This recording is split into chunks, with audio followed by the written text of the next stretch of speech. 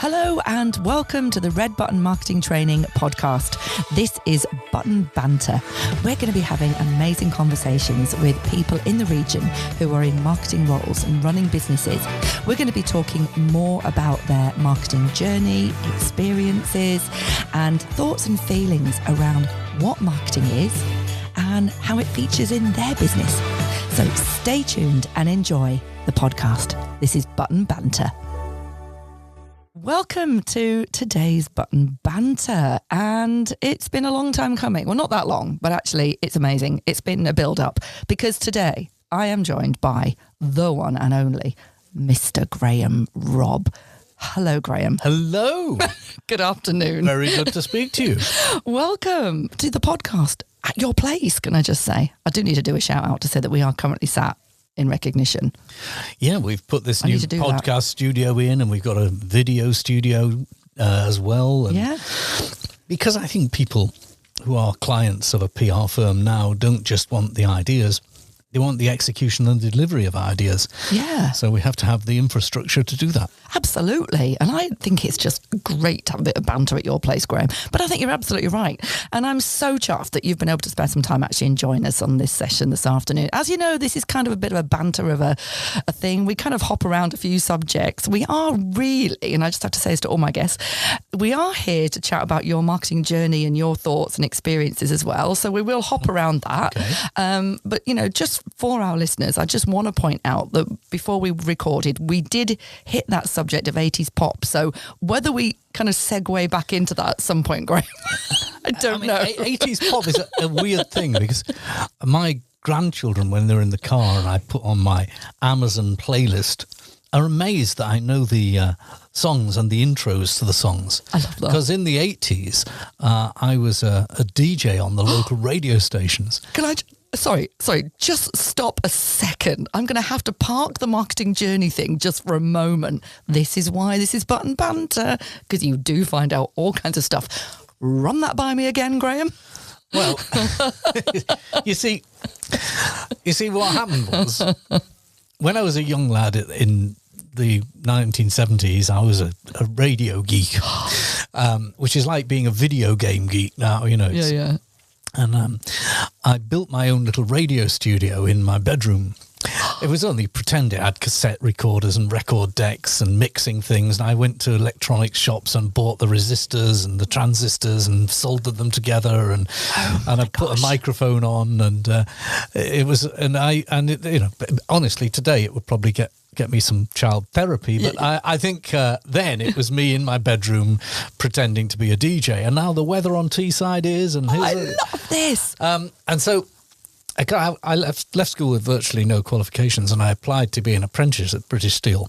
Yeah, and I got through the apprentice selection, but my mother insisted that I couldn't go through with it because all the people being made redundant. She said I wouldn't have a safe job, and the redundancies at British Steel stopped me taking the apprenticeship up as a result.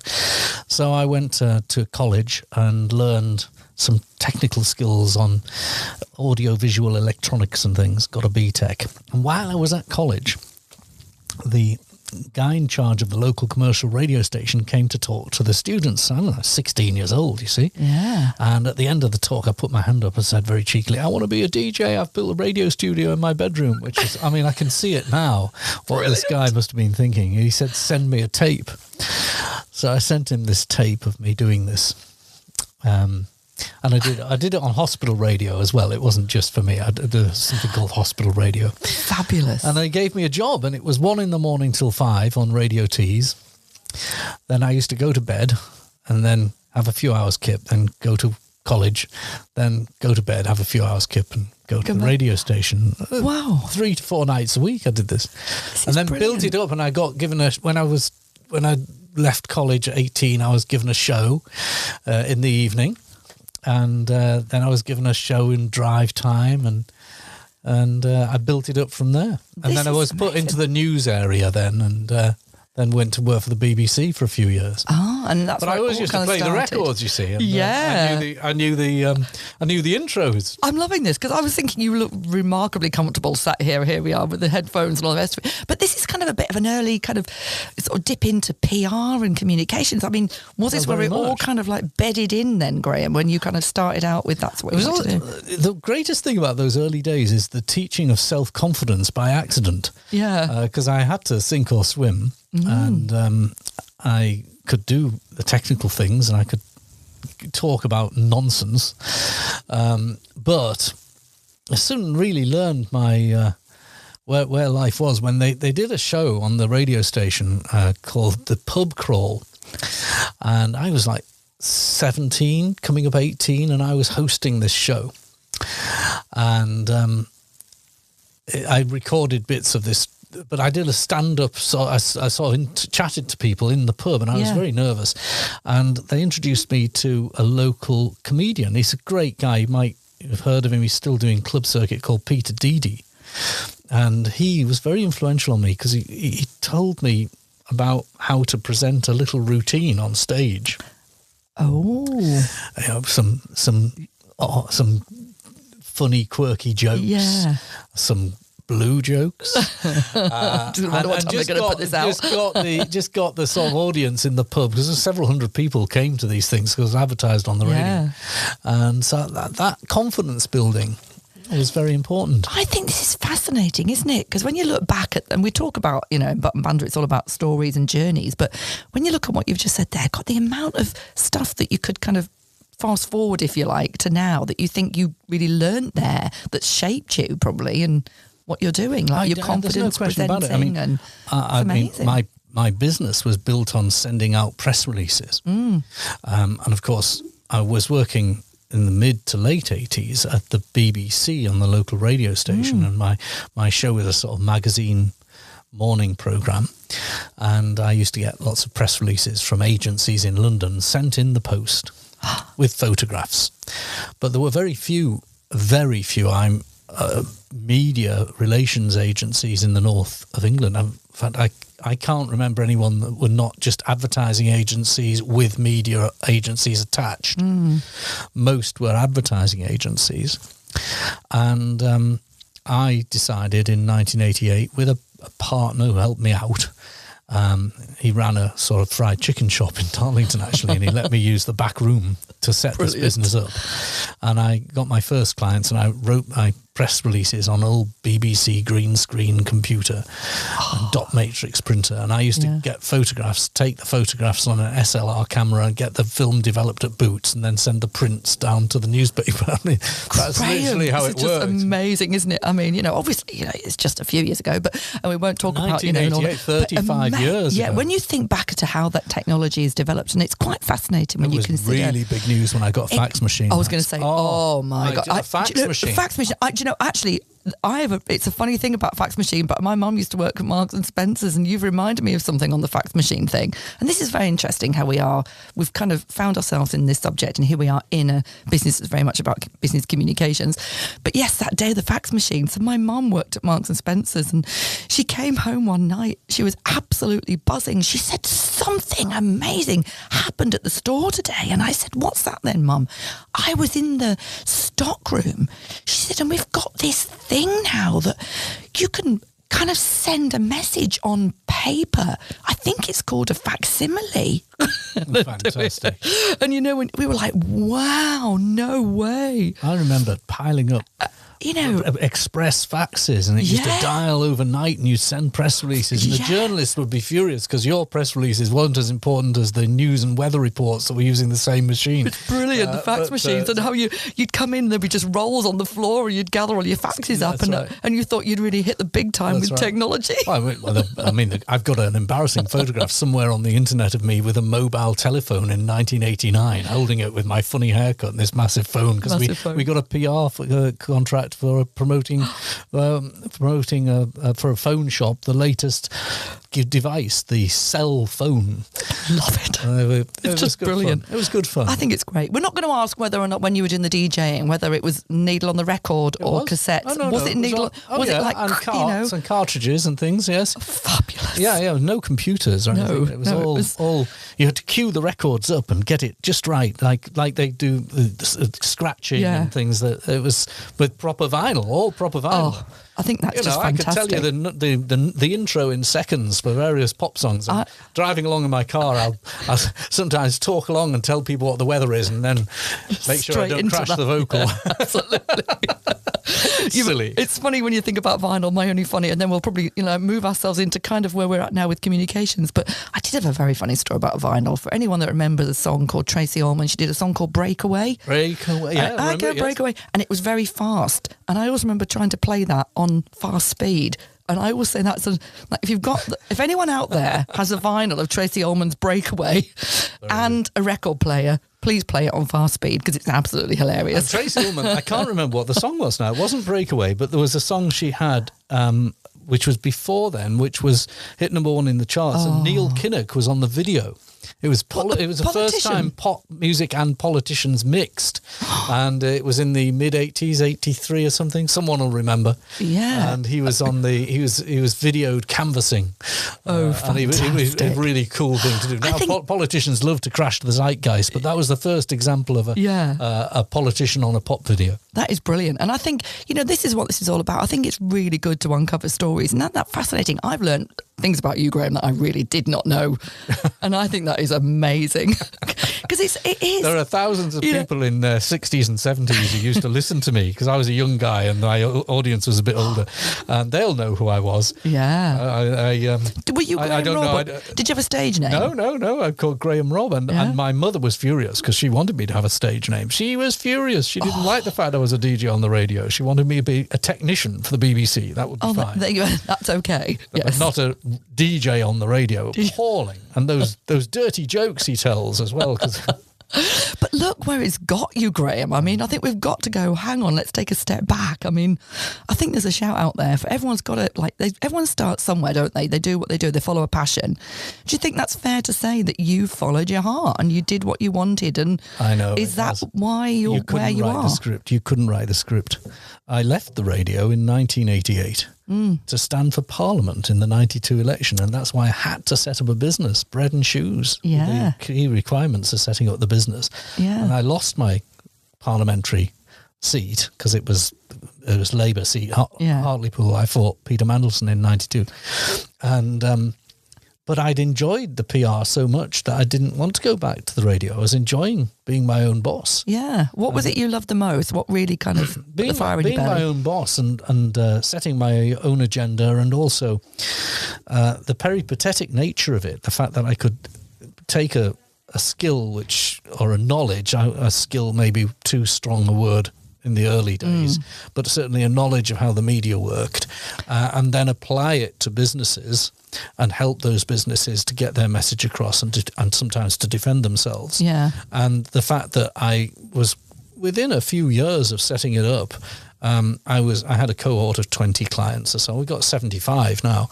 And I learned how to apply a product, which was in this case a know-how product, and to commoditize it in a way that you could build a business out of it. And that was a difficult thing to learn, and I learned it through having great clients. A good example being Duncan Bannatyne, who was a client of mine from 1992, and working with him taught me a great deal. It was genuine university of life experience working with Duncan Bannatyne. I think that's a really fascinating He's still a client point. today, by the way. Oh, that you are. Well done. We need to get these points in. I'm just saying, absolutely. Big shout out. I think that's a really key point about, and it's interesting we talk about what is marketing, because firstly, I guess I've got two questions. First one, what do you think, if you could sum up what you think marketing is, what do you think it is? Marketing is more holistic than the skill that we practice. We're in one area of marketing, which is PR and particularly media relations. But marketing is about creating and obviously being ready to defend brands, but having those brands be more about more than just about logos and advertising, but being an epitome of the values of the business and the product and what the product can bring or business can bring to its user group. I think that's it. It's that bigger picture, isn't it? But it's just that point you made there about how you learn from your clients. I think that is just a gem of a piece of information, because we would definitely kind of say that the word relationships features highly in what marketing is. I think it's a very intrinsic sort of set of very wonderfully interlinked relationships, really, because it's got its complexities, you know. But if you were to look at that, a really strong one is that client relationship, isn't it? And do you learn from each other, do you think? Yes, I think as well. Is that part of it? I think that's true. And though with Duncan, I learned very specific thing right away, very early days, where he asked me what the price for my service was. And I can't remember the exact number, but I think it was £600 a calendar month. And he said, how did I get that price? And I just fought to be an MP, and I'd worked out what an MP would get paid if they divided their time 48 weeks, so 4 weeks off, divided by 5. So I got a day rate of £300. It might have been £500 a month and £250, but whatever it was, I'd got a day rate. Yep. And I said, I think the work you're asking me to do is going to take me 2 days a month, so that's what I think the price would be. And he said, oh, that's very interesting. He said, if I was a small business, would you charge me less? I said, no, just gone through, the price is 48 weeks divided by 5. I got the rate. He said, well, all right, I understand, that's good. So I pay the same for a Mars bar as you, so I should pay the same day rate as a small business. Yeah, I love that. So fine. He then said, you've got a brochure there, no internet, of course, just brochures, printed brochures. It doesn't say anything about the price in the brochure, lots of glossy pictures, but no price. He said, why don't you reprint your brochure and put your prices in? Then I know that the price is right, don't I? Yeah. We don't have to have the conversation about the price. And that kind of gets it, gets rid of it. So I did, and even to this day, the prices of Recognition's days are on our website. Now, there are very few PR firms that have their prices on. And I can honestly tell you that many, many clients of ours like that, particularly those that have inquired from outside the Northeast and have looked at a PR firm and decided. We won Pimlico Plumbers because he looked at us on the internet years later and seen what our prices were. And so he then invited us for a conversation knowing what it would cost. But you see, do you think that then forms part of your brand? That's part of what your identity is and your vision and what your values are. And I think that's a key thing, isn't it, really? Yes, it is. You know, I also put a lot of our values and things on a massive poster as you walk into Recognition, and it says what our objectives are, what our purpose is. Yeah. The purpose is to help businesses in the Northeast grow. They are our clients, even if that means making a profit out of businesses elsewhere in the country so we can bring more products and services to businesses in the Northeast. So we want to help them grow. Yeah. And it states about our values are about openness, particularly, and about respect for one another and telling the truth. And then it also says that what our objectives are, and objectives are to make money. Yeah. And to make a percentage of turnover, 33%. And that's what we want, because we don't have any assets. We've only got the know-how, so we know that we need to make enough money. And then I invite the staff to sign in front of everyone. So everyone works for me has put signed their name on this poster, which is in reception. Oh, that is lovely. I think this is great. I think it's a really good message to send out. And I think it's having that very, like you say, that openness, transparency. And I think people get that. And then people know exactly where they are with it. Do you know what I mean? For you, and looking back over the time that you've had this business, how would you say the world of PR has changed in, say, the last 20 years? What do you think has been the biggest shake-up? First of all, there are very obvious technical changes. Yeah, we're back to not the vinyl, Graham, or the fax. And those have, and particularly the technical changes of social media have changed it. The instant way in which you don't have time to breathe to respond to something that's difficult, and the instant nature of it. The other technical changes are are brought about by both social media and platforms like LinkedIn, where you can merge different formats of taking your message from video to written word to sharing audio, things like this podcast. So the first change is obviously a technical change. And I've got staff that work for me for a long time, and their comments quite often to me are about the sheer number of platforms, be they broadcasters, newspapers, podcasts and so on, that you now have to get a message across. Yeah. The concept of choosing the message hasn't necessarily changed. Picking and choosing an argument or a key message to put. But the methodology and speed at which it can be put across has changed dramatically. Yeah, that's been a big change. Because I'm going to say, because it's an interesting point, isn't it? And this is something we could, oh my word, just debate forever. But it is that balance between things that don't change and things that do. You know, there's got to be, because we're big fans, as you know, Graham, we're big fans of having some degree of structure somewhere, because something's got to prop us all up, hasn't it? So we don't all fall over. Something's got to keep us on point, and having that, but allowing for that agility. And I think that's really great that you can move and be agile. Yeah. Again, you know, I think that's really great. I have two acronyms that govern the structure of a client relationship. One is OASIS. Oh. And I picked this up back to the pop again, but we'll move. Carry on. Like the pop. No, very good, Mags, very good. No, I picked this up from the civil service. My good friend Alex Aitken used to run the complete communications for the UK government. And I'm not talking about politics. I'm talking about the civil service. Yeah. And he introduced this OASIS concept: objective, audience, strategy, implementation, scoring. So if I was doing the PR for you, Mags, I would say, what's your objective? Yep. Okay, who's the audience? Who are we talking to on this podcast? What's our strategy? Our strategy to get you across is to use podcasts. No, that would be implementation. Yeah. But our strategy is we're going to talk about experience in marketing. But our methodology will be podcasts. And then the scoring, right? Well, how many podcasts are we going to do? And what's our objective of the number of people that reaches? But we try and write that down at the beginning of an assignment. Now, obviously, like that old phrase, the no plan of action survives 24 hours contact with the enemy, it sometimes does change, but at least you start it. And then the other thing I have is PESO, paid, earned, social, owned. And that's, if we're getting a message across and we're looking at platforms, some platforms will be paid in so much as there's an advertising element. We don't deal with that. But some might involve paying for some sponsorship or paying for a dinner, the way you're meeting people, and there's a PR element to that. Yeah. Paid. Earned, that's the media. You're persuading people to cover your material. You by act of persuasion and good quality material, you're earning the coverage because you've got something to say. Paid, earned, social. That's obviously the new social media. The social media platforms. But all the different social medias. Owned. Well, you own this podcast. Yeah. So it's your own owned media. I like that. And I think some really key takeaways from that as well. I've got to say, like that ownership. I think ownership and accountability is really, really good. Having that kind of structure. But it's still very much that you're so client sort of centric, really, client focused. And I think it comes back to that solid point about relationships, isn't it?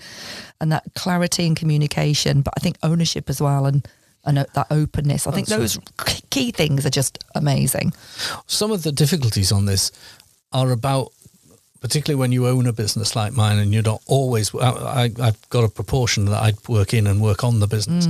But in the working on the business, it's cajoling my team and their clients to adopt these approaches in a way that meaningfully has results and are measurable, going back to the scoring, OASIS.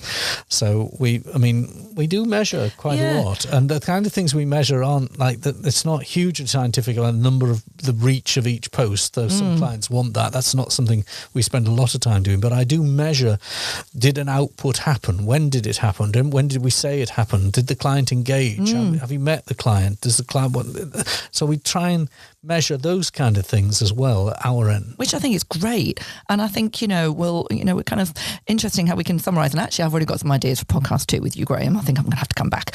But on the subject of measurement, I'm a bit of a fan, because I don't know about you, but you mentioned the word marketing, and sometimes people go, how do you track that?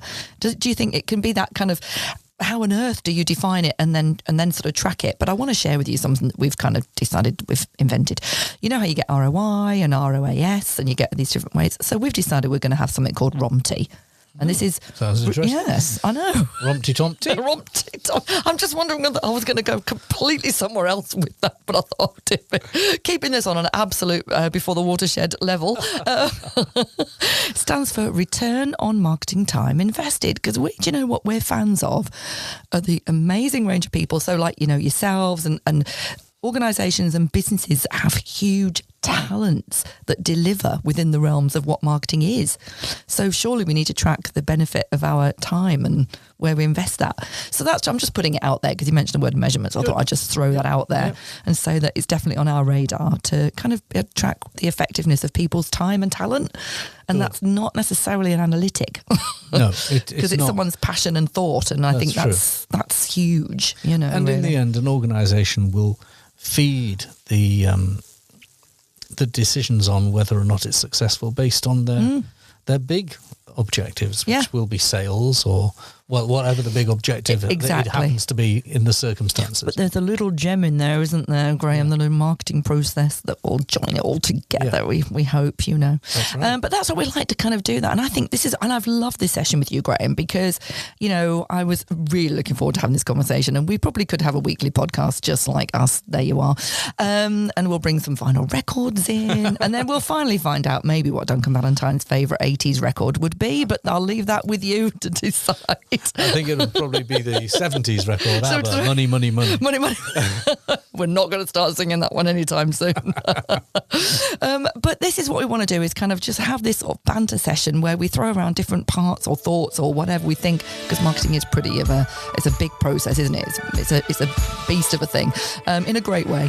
And we're delighted to work in it. So we love to have these opportunities to sort of have conversations with others operating in this environment. So Graham, I would like to say thank you so much for your time. I hope you've enjoyed having a bit of banter. Absolutely. We can do it again. Anyway, take care, everyone, and we'll see you soon, or look forward to seeing you on the next episode. Thanks a lot. Take care. Bye-bye.